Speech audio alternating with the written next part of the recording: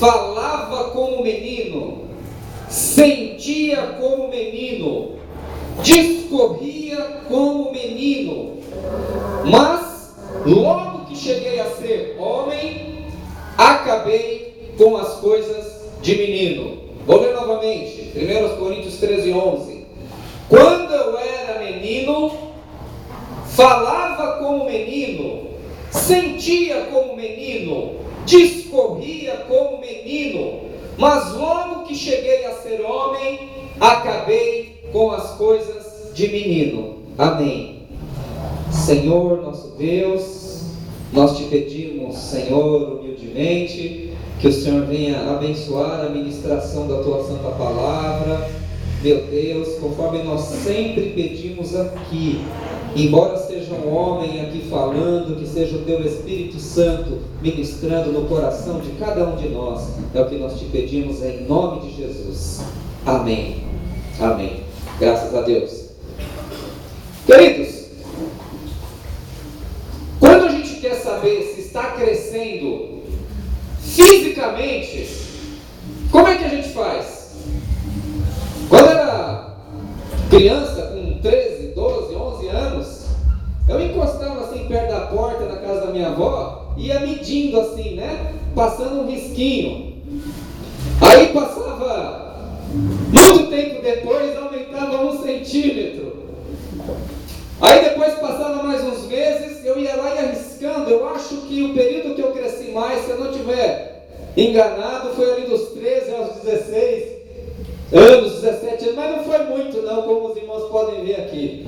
Não foi muito não. Mas aí imagina o irmão Belmiro. Irmão Belmiro, fala de altura, o irmão Belmiro já sabe que eu vou mexer com ele já. Eu imagino a alegria desse menino Belmiro, se ele veria. Toda hora a mãe dele ia lá, media, cresceu mais 2 dedos, cresceu mais, e não parou de crescer o menino até que ficou alto. Então, veja, não é difícil você medir, imaginar como que você está crescendo fisicamente. Né? O menino está ficando mais forte, ele vai lá na balança, 40 quilos, 45, 50, 60, está ficando mais forte, está ficando mais saudável. Você já mediu o seu tamanho alguma vez, Caio? Você fazia isso? Ninguém fez? Alguém fez isso já na vida, de medir na parede?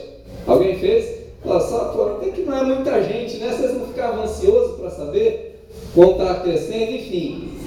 Eu confesso que eu fiz isso algumas vezes. Então, para a gente saber se a gente está crescendo fisicamente, não é tão difícil assim.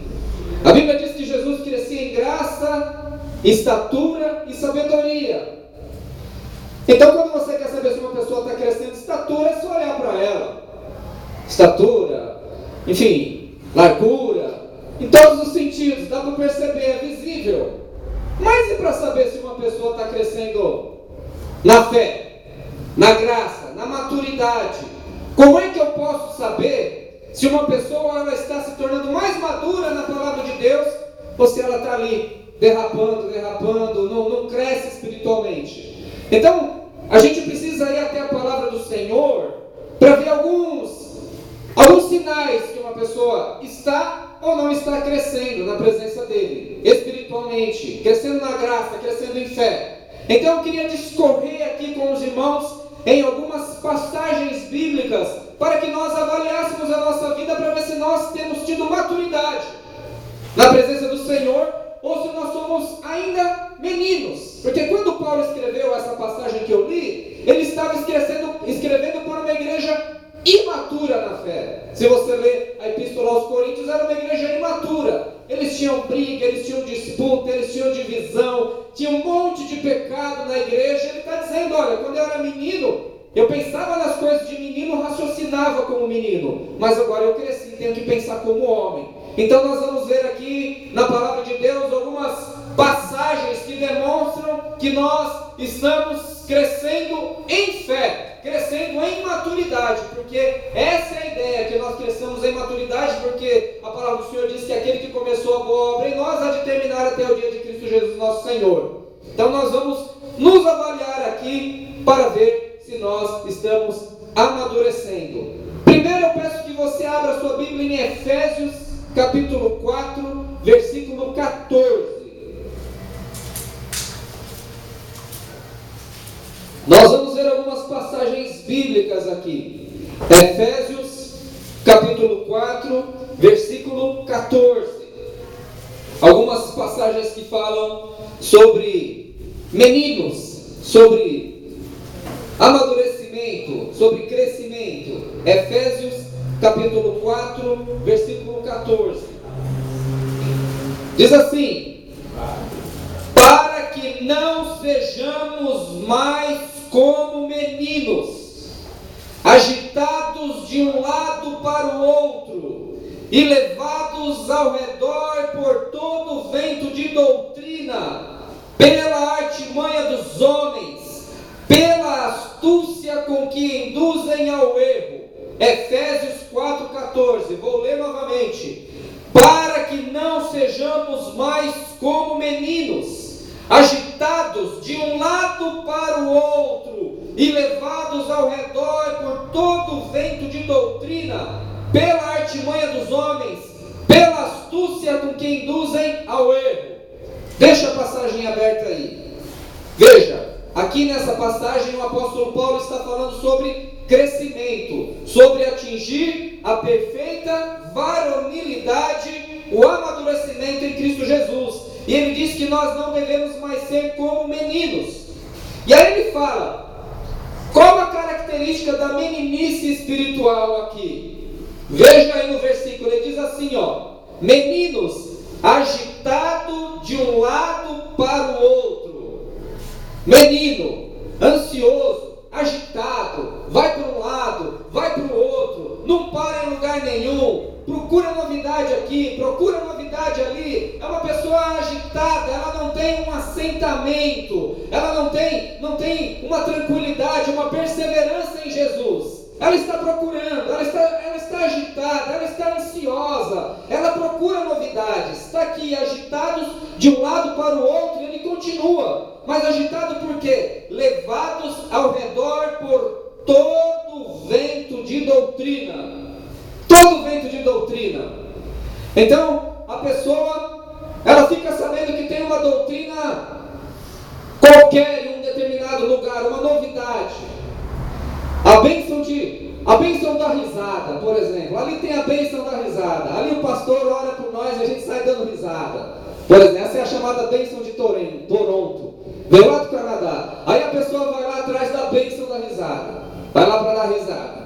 Recebe lá uma bênção, o pessoal sai rindo, etc e tal. Aí no outro lugar ela fica sabendo que ali tem a bênção do arrebatamento. O cara ora por ele cai no chão, estribucha, sai tremendo. Tem um negócio lá diferente. Agora eu vou naquele lugar lá porque eu cansei de dar risada, agora eu quero cair no chão. E aí ele vai lá naquela igreja em que o pessoal ora pelo pessoal e cai no chão, e enfim, ele quer aquele negócio lá. Aí depois ele vai na igreja do pastor João, que roda que nem um peão.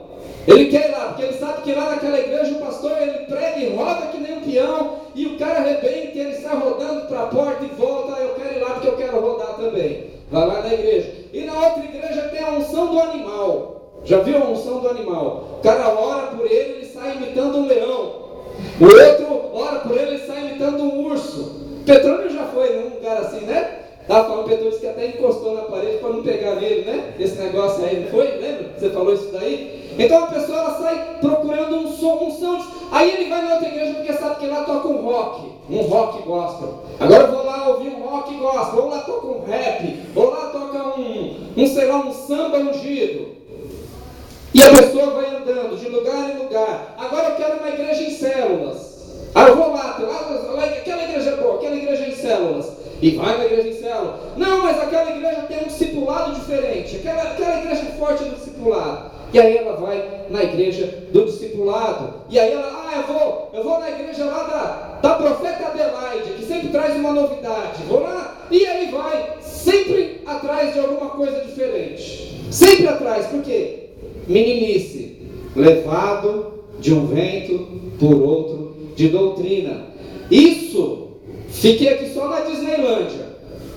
Isso não é só na diversão. Isso quando a pessoa não vai atrás de algumas doutrinas que realmente é aquilo que o apóstolo Pedro chama de heresias destruidoras. Aí ele vai numa igreja, agora eu quero ir numa igreja em que os caras são mais parecidos com os judeus. Mas aí ele nega que Jesus Cristo é Deus. Aí ele vai numa outra igreja que nega a divindade do Espírito Santo, ele começa a acreditar, não, realmente o Espírito Santo não é Deus. E aí ele começa a achar, ele vai numa igreja que fala para ele que a salvação não é mais pela graça, mas é pela quantidade de discípulos que ele faz. A salvação se torna pelas obras. E aí as pessoas, elas vão indo atrás de doutrinas e de experiências que podem inclusive fazer com que ela não receba ou perca a salvação dela. Aquilo que é chamado na Bíblia de heresia destruidora. Lugares, aí ela é convencida que Jesus não morreu por ela na cruz. Não, aquilo ali não foi uma morte substitutiva, foi somente um martírio. Tem lugares assim, percebe?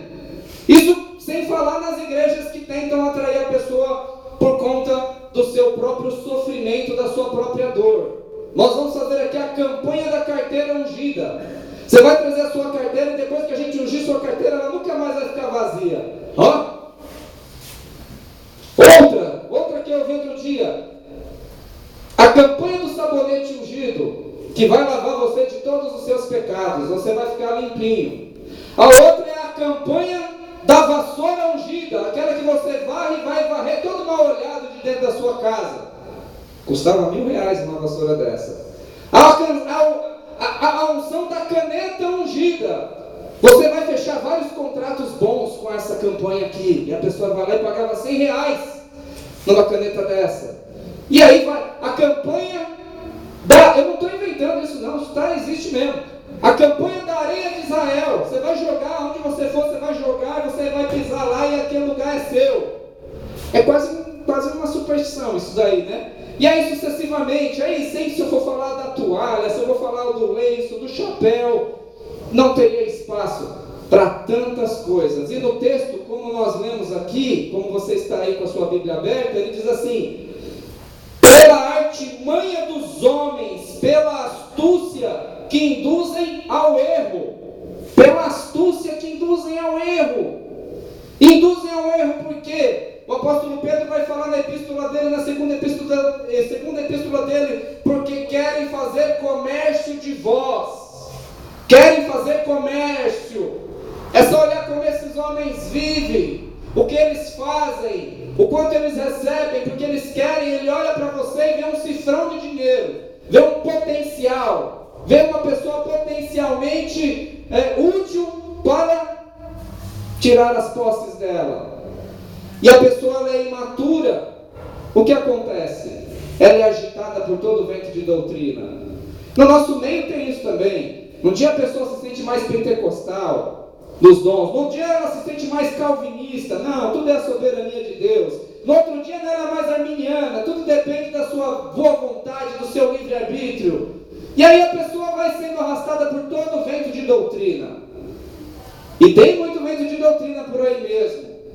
Veja, se eu plantar uma planta hoje, enterro ela, coloco as raízes no chão, se amanhã eu tiro essa planta e planto em outra terra e deixo um dia, aí se eu tiro aquela planta e planto em outro lugar, e no outro dia eu tiro aquela planta, essa planta vai crescer? Ela não vai crescer, ela não vai se desenvolver. Então a planta ela precisa ficar um tempo ali parada naquele terreno, naquele lugar, vai passar chuva ali, vai fazer sol ali, o animal vai passar ali, vai fazer xixi, cocô perto daquela planta, ela vai sofrer ali, ela vai ser abençoada ali também, mas ela vai crescer, porque ela está com raiz fixa em um lugar. Assim é a vida do cristão. Tem que estar fundamentada e fixada em Cristo, na palavra de Deus, porque aí vão vir as tempestades, os ventos, as angústias, as perseguições, mas ela vai estar fundamentada em Deus e ela continuará a crescer, porque ela está fundamentada na palavra de Deus.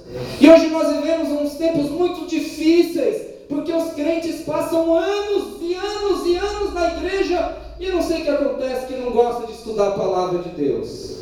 Não passa anos e não tem intimidade nenhuma com a Bíblia, não tem intimidade com os livros da Bíblia, passa 2, 3 anos, elas não conseguem às vezes achar uma passagem bíblica, se embanana tudo, porque porque não se fundamenta a sua vida no estudo da palavra de Deus. E essa Bíblia existe para nós, para cada um de nós, para que cada pessoa vá lá pessoalmente, por si própria, vá lá e descubra e conheça e tenha intimidade com a palavra de Deus, e não fique na dependência de um pastor, porque a maioria dos pastores são canalhas. A maioria dos pastores deste país são canalhas, os que aparecem aí. Eles querem te enganar, eles querem o seu dinheiro, eles querem a sua vida, eles querem tudo de você. Arranca tudo de você. Pessoal está com esse joguinho do Pokémon ali, procurando um Pokémon. E aí tem aqueles memes lá que fala que é como se ele estivesse aqui com um Pokémon no cangote dele. Pois eu digo que a maioria dos crentes desse país anda com um pastor no cangote, no pescoço.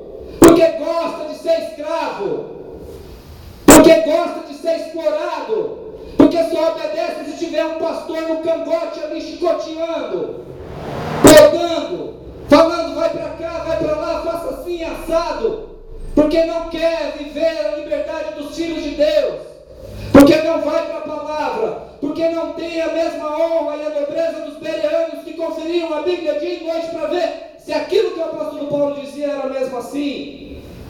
Quer ter um pastor ali no cangote, porque se não tem um pastor no cangote, não obedece, vive de qualquer jeito. Só que o pastor que sobe no cangote do crente, infelizmente, não é para que ele tenha crescimento, porque você já viu alguém crescer com alguém no cangote do outro? Não cresce, só é explorado. Então, um sinal de imaturidade é a pessoa que não cresce no conhecimento de Deus, da palavra. Se você não cresce nesse conhecimento, tu é um crente imaturo.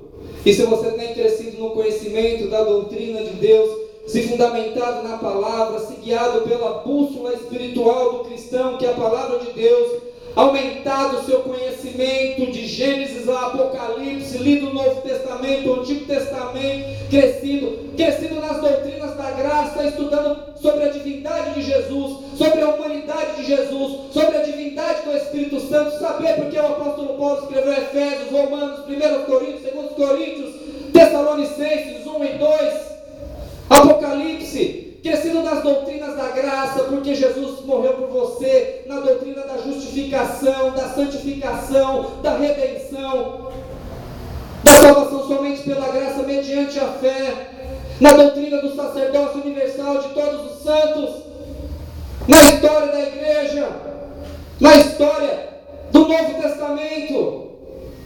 Aí você está crescendo, mas tem que desejar, tem que querer. Custa caro fazer isso. Caro no sentido não de dinheiro, de esforço. Imagina, se todo dia eu começo uma faculdade, hoje eu vou fazer uma faculdade, sei lá, de administração, passo um mês eu mudo, agora eu vou fazer faculdade de direito, passo um mês eu mudo, agora eu vou fazer fisioterapia. Vai se formar quando? Nunca! Aí eu arrumo um emprego aqui, agora eu vou trabalhar na empresa X, agora abri uma vaga na lanchonete, eu vou para lá e fico rodando, vai crescer, vai ser promovido? Quando? Nunca!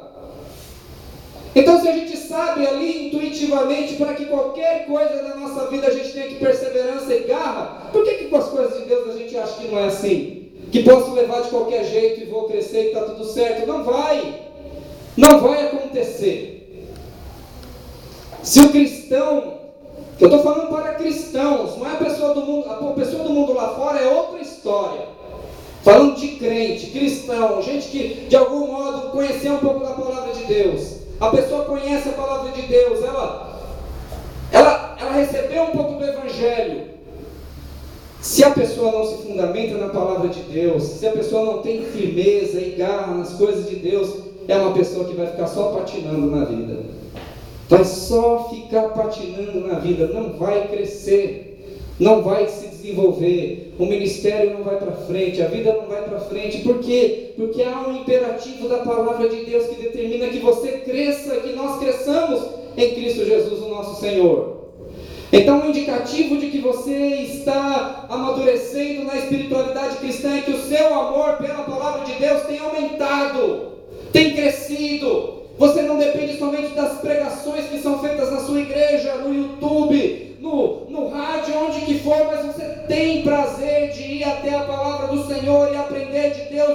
fisicamente no seu quarto, na sua casa, você tem prazer de aprender de Deus, na palavra do Senhor, porque você conhece o maná de Deus. E o maná de Deus é a palavra de Deus, o Cristo vivo, o pão vivo que desceu do céu. E tem grande prazer de nos ensinar a cada dia a sua palavra. Não troque, por conta dessa palavra aqui, muitas pessoas morreram e morrem. Chegou até nós no meio de muita tribulação e muito sangue.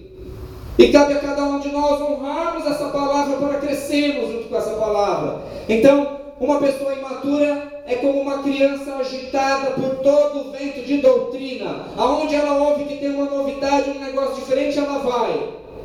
Ela não aguenta, ela não se satisfaz com a comunhão íntima que ela pode ter com Deus. Então esse é um indicativo.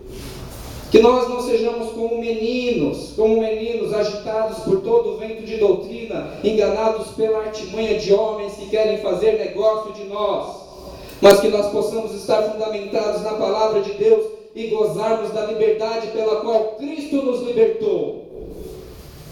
E chegarmos à perfeita varonilidade em Cristo Jesus nosso Senhor, como diz em Efésios capítulo 4, no texto que nós lemos. Que nós possamos estar fundamentados na palavra dele. Então, eu digo uma coisa para você, meu irmão. Eu não sei, eu acho que como tem muita igreja, graças a Deus que tem, mas às vezes parece que o negócio fica meio banalizado. Você não sente isso? Fica meio banalizado. A pessoa já não se emociona mais com a palavra de Deus, porque tem em qualquer lugar. Ela liga vários canais de televisão, liga na Gazeta, tem crente, liga na Rede TV, tem crente, liga em todos os canais, tem crente, e a palavra e tal, e o negócio fica assim meio banalizado. Mas quando a palavra de Deus chega num lugar onde não tem crente nenhum, ela é recebida com tanta alegria e com tanto amor, que as pessoas chegam até a chorar de alegria nas tribos, nos lugares afastados, no lugar onde a Bíblia é proibida. E às vezes ele só tem um pedaço, uma folha rasgada que cai do céu do Novo Testamento. E é aquilo que a pessoa é obrigada a ler a vida inteira. O que fazer para despertar um crente, o amor de um crente pela palavra de Deus? Jesus Cristo disse lá em João capítulo 15, aquele que me ama guardará a minha palavra. Logo, aquele que não ama não guarda. O seu amor a Deus, o meu amor a Deus, ele é proporcional ao amor que você tem pela palavra dele. Amou a palavra, ama a Deus. Não amou a palavra de Cristo, não ama Cristo. Não tem como passar esse amor por Deus, se não passar pela palavra de Deus, porque a Bíblia diz que Jesus é o verbo de Deus. Conhecereis a verdade e a verdade vos libertará. É a verdade que liberta, não é uma oração mágica, não é uma mandinga, não é... Sabe, essas coisas podem até funcionar uma vez ou outra, muito bem, muito legal. Mas o Senhor quer que nós sejamos libertos pela palavra dele. Que nós não sejamos mais como meninos levados por todo o vento de doutrina. Você não precisa disso. Você é filho de Deus, você é amado de Deus, você tem a Bíblia aí no seu colo, você pode abrir ela e lê-la todos os dias. Você tem dicionário de grego, de hebraico, para você entender os originais. Você pode, nós podemos. Não precisamos ficar como meninos agitados. É normal isso acontecer um tempo da nossa vida. Todos nós passamos. Hoje tem muita pluralidade, tem muita coisa aí diferente. A gente fica meio confuso mesmo. A gente fica confuso. Mas um dia o Senhor te mostra um caminho, te mostra um lugar. E aí você precisa perseverar, você precisa continuar. É como um casamento, seja na alegria, na dor, na tristeza, na festa, é como um casamento. Porque quando a gente entra num determinado ambiente, numa determinada comunidade, as pessoas vão conhecendo a gente. Vocês vão me conhecendo, eu vou conhecendo os defeitos de vocês vão conhecendo meus defeitos. E aí eventualmente nós começamos a ser confrontados uns pelos outros. E se todas as vezes que isso acontecer, a gente mudar, a gente sair, a gente baixar a guarda, nunca há o crescimento. Na igreja do Senhor, como diz o salmista, o ímpio não subsiste na congregação dos justos. Ele não subsiste, porque ele começa a ser confrontado, ele começa a ser incomodado pela luz, e aí ou ele se entrega e se arrepende e muda de vida, ou ele vai ficar a vida inteira ali incomodado, ele não aguenta e vai embora. Por isso a gente tem que permanecer. permanecei em mim e eu permanecerei em vós. Jesus falou na videira, que nós possamos permanecer nele, em nome de Jesus. Então, quando o apóstolo Paulo escreveu a epístola aos Gálatas, ele disse assim: aquele que prega um evangelho diferente do que eu tenho pregado, seja anátema. Algumas diferenças não são questão de opinião, não é questão de opinião, algumas sim. Romanos 14, um faz caso de dia a dia, outros acham que pode comer de tudo. Hoje, algumas coisas é questão de opinião, algumas coisas não, elas são centrais para a fé cristã, de modo que se pregar diferente é anátema. Gálatas capítulo 1, depois você lê em casa, é maldito. Então, a sua sensibilidade para as coisas de Deus não pode estar baseada na sua intuição, nos seus sentimentos, nas suas emoções. Tem que estar baseada na palavra de Deus. Por isso que é necessário que você cresça em doutrina também, nas doutrinas. Ah, mas por que você acredita que Jesus morreu por você? Você tem que falar, tem argumento. Eu acredito por causa disso, disso, disso. Ah, mas por que Jesus é Deus? Verdadeiramente homem, verdadeiramente Deus, por causa disso, disso, disso, disso e disso. Ah, mas por que você crê que o Espírito Santo é Deus e não é somente uma energia, como diz o testemunho de Jeová? Por causa disso, disso, disso, e ele é uma pessoa por causa disso, disso, disso. Por que a salvação é pela graça? Por causa disso. Por que vocês não têm imagens, não têm padres? Por causa disso, disso e disso. E é incrível como passam anos e anos e anos que às vezes a gente não sabe responder as perguntas mais básicas da fé cristã. Da fé cristã evangélica. Isso é um sinal de imaturidade da igreja. Que nós possamos nos amadurecer pelo estudo diligente da palavra de Deus, em nome de Jesus. Amém. Em nome de Jesus. Todos os dias você tem que abrir a Bíblia e ler. Todos os dias. Meu amigo, não fala que falta tempo para você se você fica 3 horas na internet, você não tem 15 minutos para ler a Bíblia, para orar. Não fala que você não tem tempo, pelo amor de Deus, não aumenta a medida do pecado na sua vida, dando desculpa esfarrapada. Você tem sim, nós temos condições de fazer tudo isso, em nome de Jesus. Nós temos, mesmo uma pessoa que não é muito alfabetizada, porque por amor à palavra de Deus ela aprende a ler. E o maior instrumento da alfabetização dos tempos modernos é a igreja protestante, porque as pessoas até na cadeia aprendem a ler para poder ler a Bíblia. Tem um texto do C.S. Lewis que ele fala isso, que o estudo da palavra de Deus deixa a pessoa mais inteligente, porque o povo judeu é um povo muito inteligente, é o povo do livro. Dentro do judaísmo, só no judaísmo são mais de 5 prêmios nobres de ciência. Inteligência, às vezes para o bem ou para o mal. De lá saiu Moisés, de lá saiu Jesus, de lá saiu Freud, de lá saiu Karl Marx, de lá saiu Einstein. Porque é o povo do livro. Desde cedo, um menino com 12 anos já tinha que saber recitar algumas passagens da Bíblia, porque a maioridade para o judeu aos 12 anos. 12 anos já tinha responsabilidade de homem. Hoje o cabra tem 21, 30 não tem ainda. Precisa do papai e da mamãe o tempo todo. Mas para um judeu com 12 anos, porque essa palavra de Deus, ela deixa a pessoa mais inteligente. Em nome de Jesus, porque é o povo do livro. Que nós não sejamos como crianças levados por todo vento de doutrina, pelo engano de homens que querem fazer comércio de nós. Em nome de Jesus. Então esse foi o aspecto doutrinário. Agora vamos para o aspecto pessoal. 1 Coríntios capítulo 3, versículos de 1 a 3.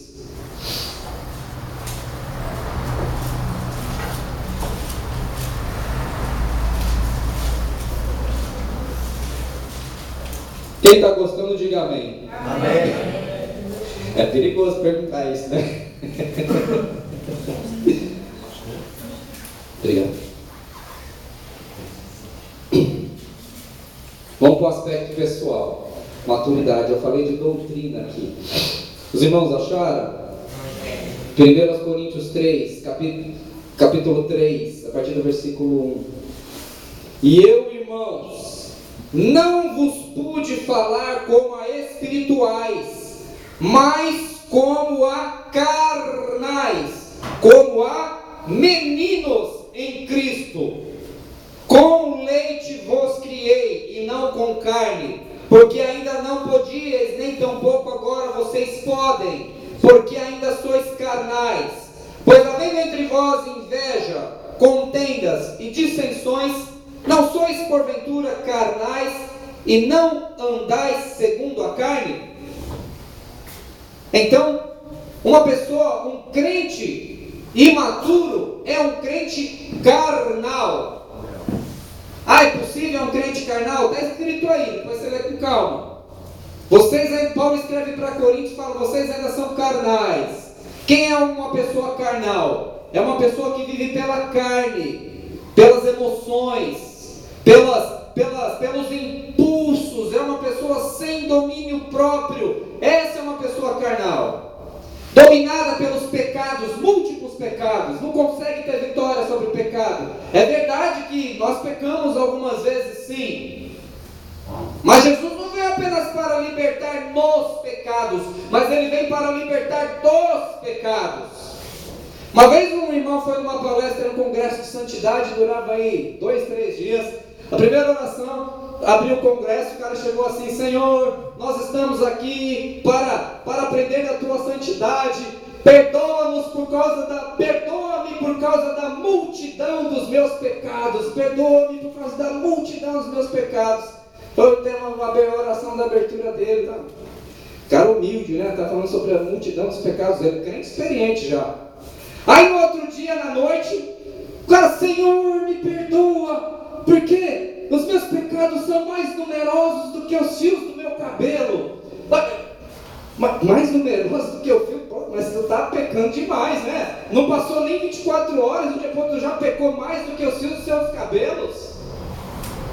A Andréia falava aqui na sexta-feira: não é assim, não pode ser assim. Tu está pecando, pô, é muito pecado, né? Cabeludo, fica mais pecados do que os fios do cabelo da gente. Não, também não é assim. Por quê? Se for assim, é porque nós estamos vivendo na carne. É porque nós estamos vivendo na carne e não no Espírito. E um crente carnal é um crente que vive na imaturidade. É mal. Um crente, um verdadeiro filho de Deus, vivendo de maneira carnal, é muito mal. É muito mal para a vida dele. É muito ruim, não há crescimento, não há desenvolvimento. Não há espiritualidade, não há vitória sobre o mal, não há prosperidade na vida dele, porque vive pela carne. Vamos ver algumas características aqui do crente carnal. Primeiro, o crente carnal, ele é egoísta. O ego dele tem que aparecer em tudo. Ele tem que ser o centro das atenções. Aquilo que ele faz não fica bom na opinião dele. Ele tem que ser o centro, ele tem que ser o cara, a última opinião tem que ser a dele. Ele é o bam, seja na igreja, seja na família, onde ele estiver. Ele quer ser o centro das atenções. O espiritual não. O espiritual, ele vive discretamente. E ele sabe diminuir para que o outro apareça. Ele é um cavaleiro. Ele abre espaço para que o outro cresça. Porque ele é espiritual, ele não faz questão de ser o centro das atenções, ele não faz questão de ser o melhor em tudo, mas ele abre espaço para que o outro cresça. O crente carnal é competitivo, como os caras de Coríntios. Um dizia: eu sou de Pedro, eu sou de Paulo, eu sou de Apolo, eu sou de Jesus. Fica competindo para ver quem é o melhor. O cara vai pregar agora, eu vou pregar, vou mostrar que eu prego melhor do que ele, vou mostrar que eu canto mais que ele, eu vou mostrar que eu discipulo mais que ele. E fica ali naquela disputa, aquela competição. Eu vou ter igreja até que incentiva o cara a disputar na arrecadação, para ver quem arrecada mais. Competitivo, quer ser o melhor. O espiritual não. Ele é solidário, ele ajuda o outro a crescer, ele é solidário, ele não é competitivo, ele é solidário. O carnal, ele acha que somente a opinião dele deve prevalecer. Não, tem que ser do jeito que ele pensa. Porque eu estou certo, ele está sempre certo, ele fala mais alto que as pessoas. Ele quer ter razão em tudo.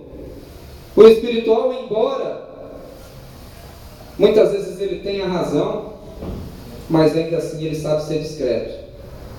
Ele sabe respeitar a opinião do outro. O crente carnal, ele é sensual.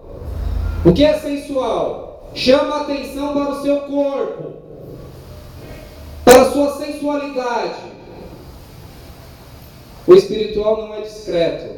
Tinha um pastor que ele diz assim: se o modo como você se veste chama atenção para o seu corpo, você é um carnal.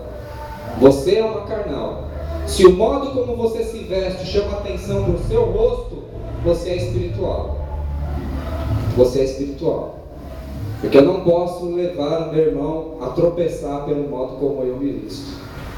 O crente carnal, ele é sensual. O crente carnal, ele é rebelde com os seus líderes. O crente espiritual, ele é submisso com a liderança que Cristo colocou sobre a vida dele. O crente carnal é dodói, tudo magoa, tudo machuca ele. Aquele irmão não me cumprimentou, aquele irmão não falou comigo, o pastor falou aquilo outro, fica, tudo é dodói. O ego inflado, não consegue, é dodói. Você tudo joga, tudo ele acha que é uma indireta para ele. O espiritual não, ele sabe relevar as ofensas, ele sabe dar face ao que o fere, ele sabe caminhar mais uma milha, ele sabe perdoar, relevar. O crente carnal fala mal do irmão pelas costas. O espiritual, ele chama de canto e fala: olha, você errou contra mim nisso aqui, vamos resolver. O crente carnal age por impulso, ele fala por impulso, ele age por impulso, machuca por impulso. O crente espiritual, ele é prudente. O crente carnal, ele só gosta de falar, só ele fala. Você senta para conversar com ele, parece um discurso. Quer blá blá blá blá blá blá blá blá, essa conversa dele. Só fala, não para ouvir, pelo amor de Deus. Ninguém aguenta ouvir você mais do que 2 minutos numa conversa, pelo amor de Deus, aprende isso. O diálogo é que nem jogo de ping-pong, eu falo, você fala, eu falo, você fala, eu falo. Esse é o normal. Tem exceções para essa regra, alguém está desabafando, tal, está conversando, normal. Mas tem que saber dialogar, é uma troca. O crente espiritual não. Ele é tardio, ele é pronto para ouvir, tardio para falar e tardio para se irar, como diz lá Tiago. O crente carnal acha que o dom dele é o mais importante de todos, mas o dom dele porque é dele. Porque é dele. Não, porque é ele que está fazendo. O crente espiritual não, ele sabe dar honra a quem tem menos honra, como Paulo escreve em 1 Coríntios capítulo 12, versículo 1. Então uma pessoa espiritual, uma pessoa madura em Cristo, você faz essa verificação que eu falei, de cada um, e cada vez, cada coisa que eu escrevo dessa, eu pergunto para mim primeiro. Porque toda vez que o pastor aponta o dedo aqui, tem 3 apontados para ele. E eu tenho certeza que se alguém conhece minha vida e sabe que eu não vivo isso aqui, já fica passando pela cabeça. Falar isso, e é verdade, é isso mesmo. E é assim que a gente faz a autoanálise da nossa vida. O apóstolo, o salmista, ele diz assim, que nós não devemos ser como um cavalo, ou como uma mula sem entendimento, dos quais com freios e cabrestos são dominados. De outra sorte não te obedecem. Isso está lá no Salmo 32, versículo 9. Se quiser, não precisa abrir, só anote. Um crente carnal, infelizmente, durante muito tempo ele vai ser conduzido como um burro, como um jumento. Mas sabe o que é essa condução na porrada? E parece? São aquelas situações da vida que ele poderia ter evitado se tivesse sido espiritual, se tivesse sido maduro. Sabe, às vezes a gente analisa a vida de uma pessoa, poxa, é a Mariazinha, cresceu no lar evangélico, cresceu na escola dominical, aprendeu os caminhos do Senhor. Aí com 14 anos ela conhece um cara e fala: é o amor da minha vida. E os pais chegam para ela: não é esse cara, olha, esse cara aí está envolvido com tráfico, está envolvido com a violência, dá um tempo. Mas não, mas eu descobri, meus pais não sabem de nada, eu que sei. Aí ela engravida com 15. Estamos usando o exemplo da vida real mesmo. Poderia estar falando de um menino. Engravida com 15. Aí o cara vai embora. Aí quem ela vai correr? Aos pais. Mas aí passa 2, 3 anos, surge outro amor na vida dela. Pô, mas você aprendeu na igreja que você só deve se entregar a uma pessoa quando você a ama de todo o coração e fez o compromisso de viver o resto da sua vida com ela. Você aprendeu isso. Mas a pessoa vai violando princípio após princípio da palavra de Deus, e a vida fica estacionada. Percebe? Tem um preço. Tem um preço.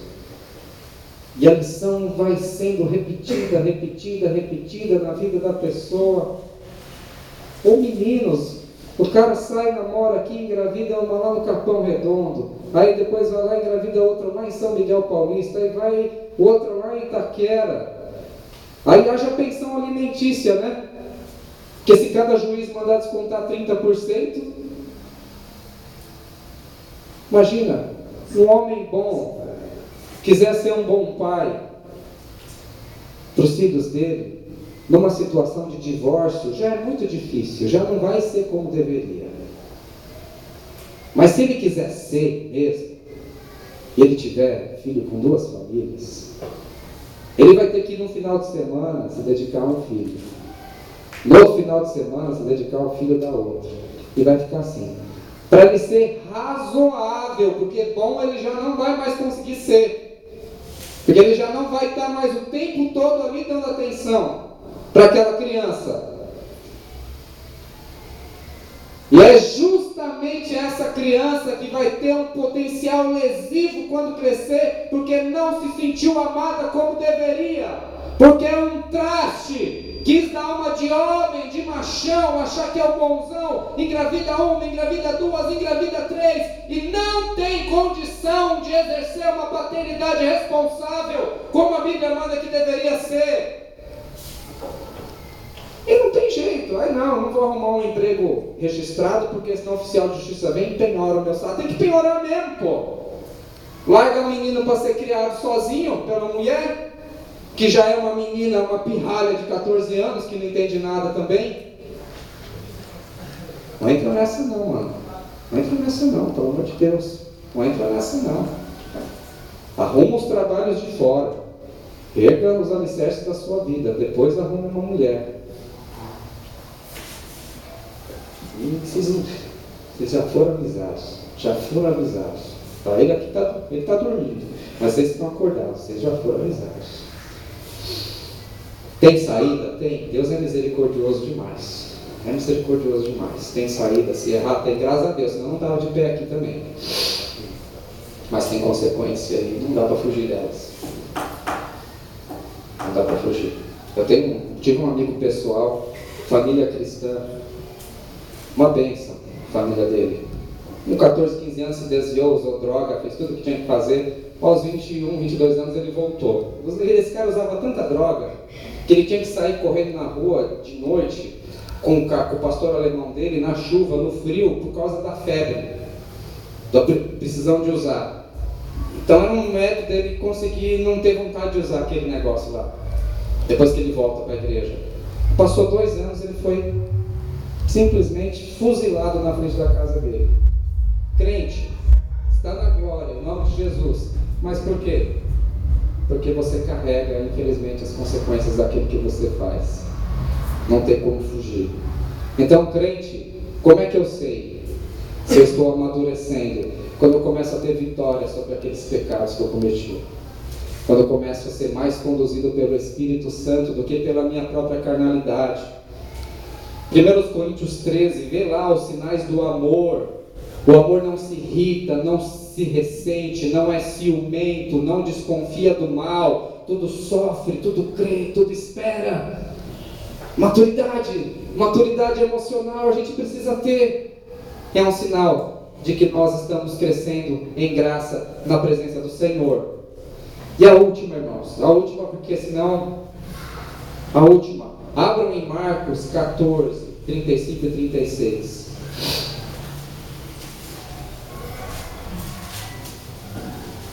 Marcos 14, 35 e 36. Então eu disse aqui que ele tem uma maturidade, um cristão maduro, ele tem uma maturidade doutrinária, ele sabe no que ele acredita, ele tem uma maturidade emocional, viva, que ele não vive mais pela carne. Os irmãos acharam? Marcos 14, 35 e 36, é a passagem que Jesus está no Getsemane, e ele está pronto para ser entregado nas mãos dos homens. Essa passagem é importantíssima, meus irmãos, veja. E tendo ido um pouco mais adiante, Jesus prostrou-se em terra e orou para que, se fosse possível, passasse dele aquela hora, e disse: Abba, Pai, todas as coisas te são possíveis, afasta de mim este cálice, não seja porém o que eu quero, mas o que tu queres. Jesus orou assim. O que é aqui? Ele está para ser entregue na mão dos homens. Ele fala assim: afasta de mim esse cálice. O que é o cálice aqui? Um dia a gente faz um estudo mais profundo. Cálice aqui é a cruz, por onde ele vai passar. Ele diz assim: afasta de mim esse cálice. Porque Jesus tem medo da morte? Ele não tem medo da morte. Pessoas muito menos nobres do que Jesus não têm medo da morte. Do que Jesus tinha medo, por assim dizer? O problema de Jesus era que no momento em que o pecado da humanidade fosse colocado sobre ele, e que ele carregasse os meus e os seus pecados, ele perderia a comunhão com o Pai. Por isso que na cruz ele diz assim para Deus: meu Deus, meu Pai, por que me abandonaste? Porque Jesus Cristo, ele tinha desde a eternidade comunhão com Deus. Ele nunca perdeu aquele fruto do Espírito: amor, alegria, paz, bondade, fidelidade, mansidão, domínio próprio. Ele nunca havia perdido aquilo, nunca havia perdido comunhão com Deus. Mas a partir do momento em que o pecado da humanidade, meu e seu, estiver sobre ele, ele perderia aquela comunhão. Ele se sentiria abandonado pelo Pai. Era disso que ele tinha medo. Que ele não queria para aquilo. Para Jesus, passar um minuto longe da presença de Deus era impensável. Porque desde a eternidade ele vivia em comunhão com o Pai. E o crente, ele sabe o que é isso, porque quando ele tem essa comunhão com o Espírito Santo, essa bendita comunhão, ele fala: nossa, que maravilha esse negócio aqui, eu não quero sair desse monte da transfiguração. Mas aí vai acontecendo as coisas na vida do crente, ele vai perdendo a comunhão com ele, por isso que a gente sempre tem que estar retomando, né? Mas Jesus nunca tinha perdido. Por isso ele fala: se possível, afasta de mim esse cálice. Mas aí ele continua: não seja porém feita a minha vontade, mas a sua. Então, o último sinal de maturidade que eu quero deixar para a nossa meditação aqui é que o crente, ele não é movido por aquilo que ele sente vontade de fazer, mas por aquilo que ele sabe que ele tem que fazer. Jesus, ele sabia que ele tinha que ir para a cruz para salvar a minha e a sua vida. Não tinha outro jeito, não tinha outro método. Sem derramamento de sangue não há perdão de pecados. Ele morreu inteiramente por cada um de nós. Ele salvou a sua mente, a sua cabeça, o seu tronco, as suas pernas, o seu braço, porque Ele entregou o corpo dele por inteiro. Ele salvou o seu corpo, alma e espírito, porque Ele se entregou por inteiro. Quer você goste, quer não, quer você creia, quer não, quer isso mexa com você ou quer não, mas o Filho de Deus precisou se encarnar, fazer homem, morrer morte de cruz por cada um de nós. Não é porque era agradável fazer, mas é porque ele sabia que tinha que fazer. Então, uma pessoa madura, ela não pode viver achando, fazer aquilo que sente vontade. Ah, hoje eu sinto vontade de viver santamente, então vou viver santamente. Não tem isso. A maior parte do tempo você não vai sentir vontade de viver santamente. A maior parte do tempo você não vai sentir vontade. Ah, eu vou ler a palavra do Senhor quando eu sentir vontade. A maior parte do tempo você não vai sentir vontade. Ah, eu vou dar a face ao que fere, se eu sentir emoção de fazer isso, você não vai sentir. É um erro achar. Se um pai de família, ele deixar de ir segunda-feira trabalhar porque ele não sentiu vontade, ele deixa de pôr comida na casa dele. Se uma mãe deixar de amamentar um filho porque ela não está sentindo emoções por amamentação, a criança morre de fome. Se uma pessoa, um estudioso, sentir vontade de estudar, para poder estudar, para passar num concurso público, numa prova, num vestibular, não passa nunca. Não passa nunca. Se um médico esperar sentir vontade para operar o paciente vai morrer. Se a gente sabe que nas coisas do mundo a gente não pode esperar sentir vontade, a gente simplesmente tem que ir e fazer, por que com as coisas de Deus a gente é tão na hora que eu sentir vontade? A pessoa vem na igreja quando quer, lê a palavra de Deus quando quer, chega no culto a hora que quer. Ela faz com as coisas de Deus o que ela não ousaria fazer com o patrão dela. Você não ousaria fazer com o seu patrão o que você faz com Deus. Nós não ousaríamos. É impressionante. Quanto mimimi, quanta meninice, quanto relaxa. Eu estou afim, eu não estou afim. Pelo amor de Deus. Pai, cara, você sabe que se você chegar no seu trabalho a hora que você quiser, fazer o que quer, desobedecer às ordens, você nunca vai ser promovido para nada. Por que você acha que com Deus é diferente? Você vai conquistar alguma coisa sendo tão relaxado, tão relaxada, tão levado às emoções? Hoje eu quero, hoje eu não quero, hoje eu quero assistir o futebol, hoje eu quero. Puxa vida! É porque Deus não está presente fisicamente? É porque Ele não ameaça?